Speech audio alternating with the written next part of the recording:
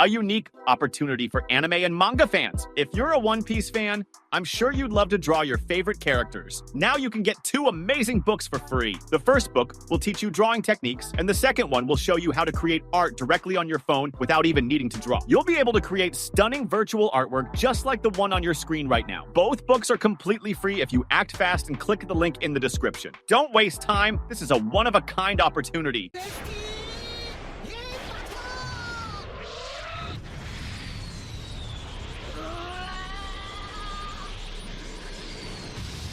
Hey there, pirates. Welcome aboard the Anime No Me channel. You won't go 6 months without new episodes of One Piece anymore. In One Piece, episode 1122, Koby saves everyone with his honest impact, preventing the devastating blow on Hachinosu Island that could have taken many lives. However, from now on, those who only follow the anime or want to revisit the story may have to wait months without new episodes. Because of this, I decided to introduce a full anticipation segment where, using the manga, I will tell you everything that will happen in episode 1123 of the manga. Not only that, if you enjoy it, I'll bring the following episodes as well, so click like and subscribe to the channel. Let's go to the episode. After Koby stopped Avalo Pizarro's gigantic blow by using Hachinosu Island as his body, the Marine captain was extremely exhausted. He had no strength left and was rescued by Helmeppo, who leaped into the air to catch Koby before he fell. The Marine members now celebrated that small victory, and Garp's message was sent to the Marine headquarters. The mission to save Koby was completed. A new mission was given to all those present. All troops should move away from Hachinosu. That day would be remembered as a true threat to the pirates.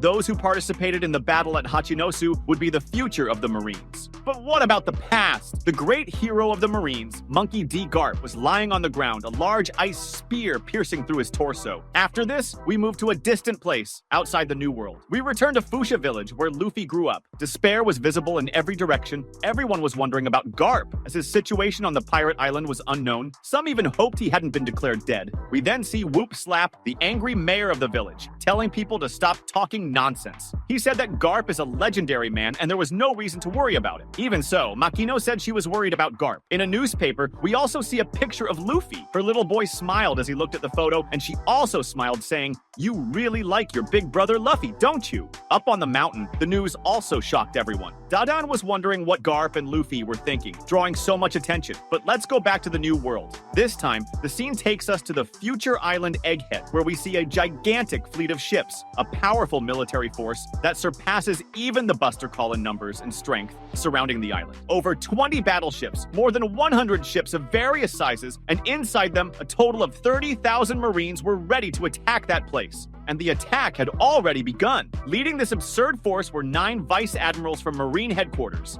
In order, we are shown Pomsky, Doberman, Dahl, Toa, Urban, Bluegrass, Hound, Red King, and Guillotine, most of them making their first appearance in this arc. Above them, only one man, the one leading everyone in this confrontation, Marine Admiral Kizaru. We then see a small gathering among the Marines on one of the ships. Kizaru was sipping his soup, while Sentomaru said he never thought Kizaru would be the one to go to Egghead to take Vegapunk's life, as the two had always been very close, true friends. At one point, Sentomaru mentions how amazing Vegapunk was, creating lasers for the pacifistas just by studying Kizaru's abilities. Yet now, they were there to end his life. Kizaru then says he couldn't cover for even his friends if they were researching the Void Century, finishing with the following phrase, open quotes, "I'm just a cog in this machine," and you can feel the weight in Kizaru's words. It's worth noting that in this mission, they couldn't just destroy the entire island like a Buster Call would, as causing damage that would destroy the technology present. Moreover, they knew that previously, Rob Lucci had failed in his initial mission to kill Vegapunk because the Straw Hats were there and interfered, so Luffy could be a problem for him. At this moment, we're taken to the perspective of another battleship. In that place, a man tells Vice Admiral Doberman to make sure no one knows he's there.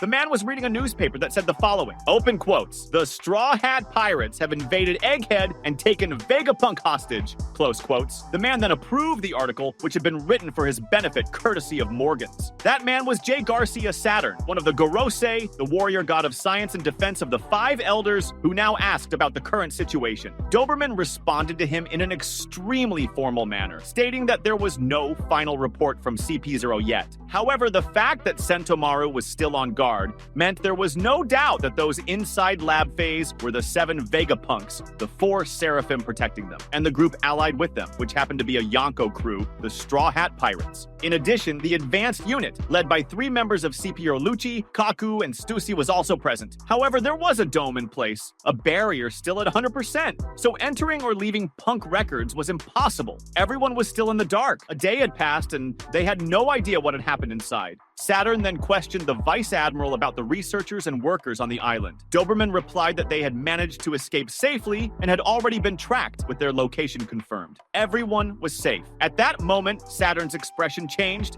He questioned, what if someone aboard knows the truth? And then he ordered that they should be sunk immediately. Doberman also reported that the pirate jewelry Bonnie, the Glutton, had also been seen on the island. However, Saturn told them to ignore her, saying, after all, Bonnie was just a child. After that, we get another wide view of the Marine fleet, and there's a report given to Kizaru. They had detected transmission waves coming from Egghead, as if they were somehow connecting to another place. At this moment, we see Kizaru holding a small Denden Mushi, which had a different function intercepting messages. We are then taken to a distant location where a Den Mushi was receiving a message. It was a contact with the Holy Land of Mary Joyce. In the authority room, we see it was Vegapunk York who was contacting the elders. She was shouting that they were being too cruel.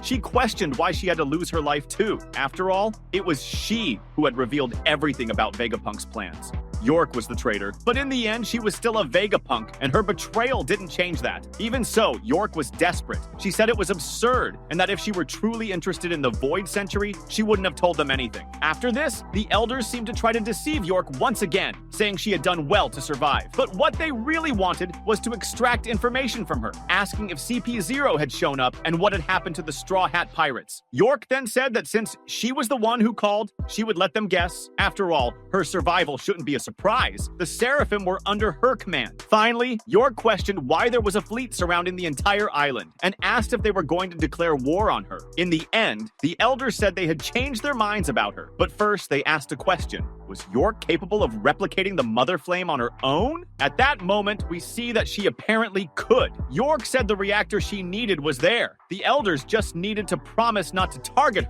her beloved lab, and do one more thing. York wanted to become a celestial dragon. The elders then said that this would be arranged, but York's tone changed.